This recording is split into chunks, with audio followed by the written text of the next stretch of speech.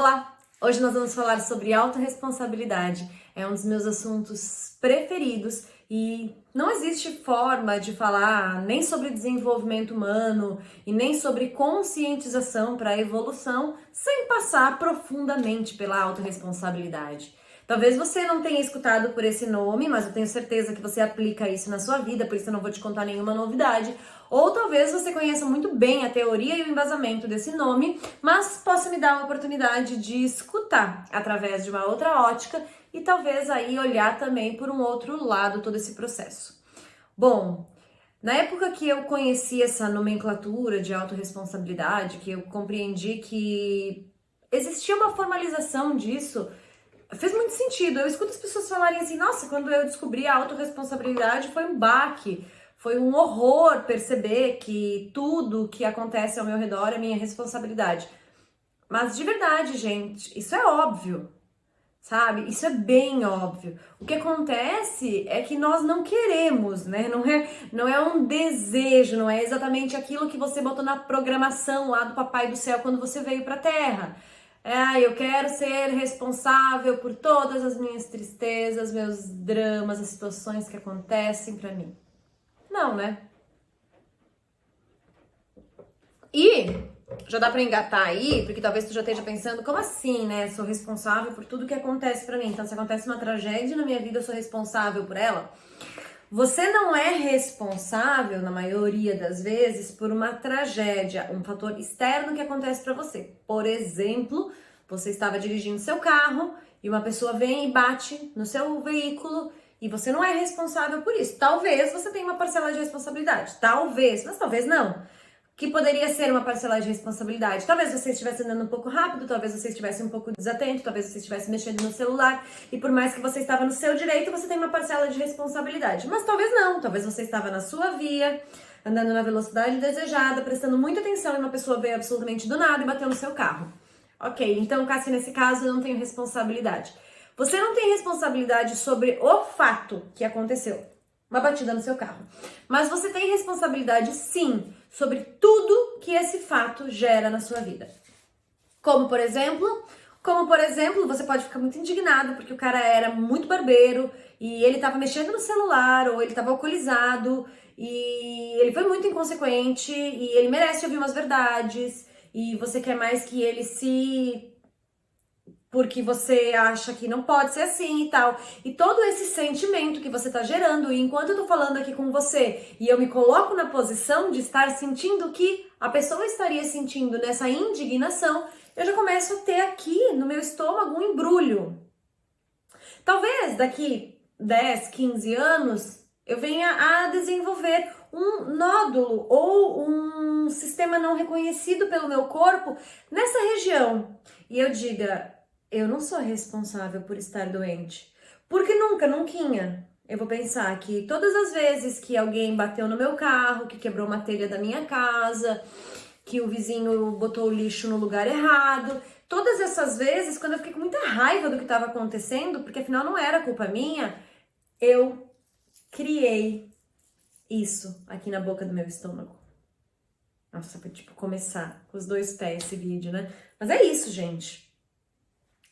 A autorresponsabilidade é essa consciência de que o que nós temos, de certa forma, nós plantamos. Eu acho até interessante a gente pensar nessa palavra de plantio e colheita e levar ela para algo mais materializado do que simplesmente uma fala à toa aí que a gente usa sempre, né? Digamos que você tenha uma horta, digamos que você seja uma horta. Se imagine uma horta agora. Digamos que tudo que dá na sua vida, na sua horta, tenha sido plantado na sua vida, na sua horta. Então, são essas sementes que você acolhe e que você faz brotar. Tem sementes que você, como horta, você, como terra, não acolhe. Sementes que não são para o seu tipo de terra, que não são para o seu tipo de clima, para o seu ambiente. E essas sementes você não acolhe, ou seja, você não fica fazendo elas crescer, nutrindo elas, por isso elas não viram algo na sua horta. Também existe aquelas sementes ou uma erva daninha que você não tinha a intenção de fazer florescer, mas que de repente aí caiu, veio com o vento, um passarinho deixou cair e nasceu. E aí você diz, eu não sou responsável por essa erva daninha. Talvez, em algum nível, a sua terra nutriu essa erva daninha, por mais que você não desejasse ela. E digamos que você nem tenha nutrido, digamos que seja uma erva daninha tão danada que nasça sozinha ali e não precise de nenhuma nutrição da sua terra. Ainda assim, toda atitude que você fizer para que essa erva daninha seja expurgada da sua terra, será sim de responsabilidade sua. Você pode, por exemplo, optar por secar aquela região da sua horta, não mais nutrir nada ali, aquela erva daninha vai morrer de fome, de sede. Mas você também tem que pensar que quando você faz isso, você mata também ao redor plantas e cultivos que eram do seu interesse, que você intencionalmente quis que acontecessem. Você pode deixar ela crescer, crescer, crescer e pensar, meu Deus, ervas daninhas, ervas daninhas, ervas daninhas. Dedicar toda a sua atenção, você como terra, você como horta, dedicar toda a sua atenção para aquela erva daninha e de repente, talvez um belo dia você olhe e diga, toda a colheita que eu queria fazer de todas essas plantas, flores, verduras, legumes, o que for que estava nascendo ali na sua terra, não estão boas, não estão nutridas, não estão felizes, porque eu passei tanto tempo dando atenção para a erva daninha que acabei me esquecendo de nutrir essas outras. Quem sabe? E aí? Espero que você tenha entendido aí toda essa analogia da horta, que na verdade nada mais é do que te conscientizar de que uma vez que nós somos a terra fértil da nossa própria existência, nada nasce em nós sem que, em algum nível, tenhamos alimentado ou acolhido. É impossível. Uma semente não nasce no ar. Ela vai ser acolhida por algo que a nutra. Uma doença só pode crescer em mim quando eu nutro ela. Uma tristeza só pode se estender por anos se eu continuar nutrindo ela. Uma alegria só pode existir se eu nutrir ela. Uma relação, uma dor, um amor. Cássia, e os fatores externos imprevisíveis, um machucado, alguém fez algo para mim, me machucou, eu estou nutrindo isso? Se algo é inevitável, se algo é externo, a sua responsabilidade passa a ser em como você reage e se relaciona com aquilo. Então, vamos dar um exemplo prático. Digamos que uma mulher esteja em um relacionamento ruim. E essa mulher já está há alguns anos cansada, pensando em sair desse relacionamento. Talvez ela tenha filhos e talvez isso seja algo que ela leve em consideração.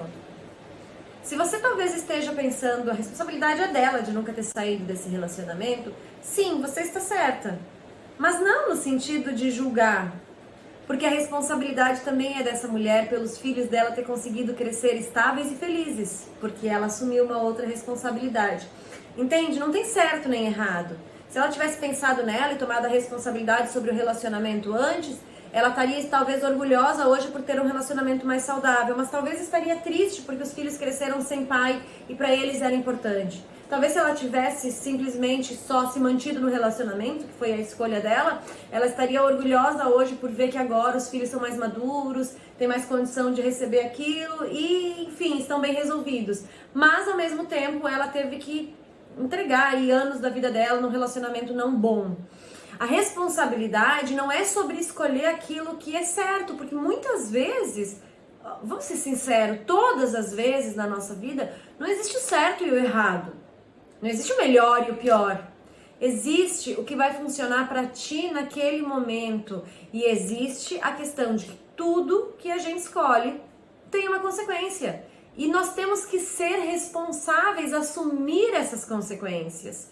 Não dá pra ter medo das consequências. Nossa, se eu falar isso, o Beltrano vai ficar triste. Então eu não falo. Quando eu escolho não falo, eu assumo a consequência de. Então eu engulo e fico com isso que eu precisava falar. Daqui 10, 20 anos eu recebo a consequência de todas as vezes que eu engoli coisas e de repente agora eu estou com alguma enfermidade no meu corpo, onde meu corpo está tentando expurgar aquilo que eu não expurguei em outro momento. Ou talvez...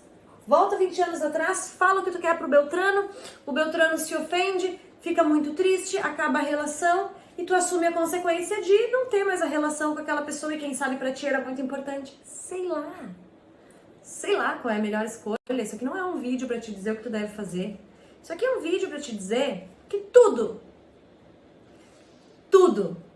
que tá acontecendo na sua vida, tá certo? É seu. Todas as coisas que estão acontecendo na sua vida, elas estão ao serviço da sua evolução e são consequência de alguma forma, em algum nível, de algumas escolhas que fizemos. E isso representa 99% das coisas que acontecem na nossa vida. E aquele 1% é a casualidade, a tragédia, o inesperado, aquilo que infelizmente aconteceu. Mas ainda assim, ainda nessa difícil situação, te cabe a responsabilidade de escolher como você vai agir.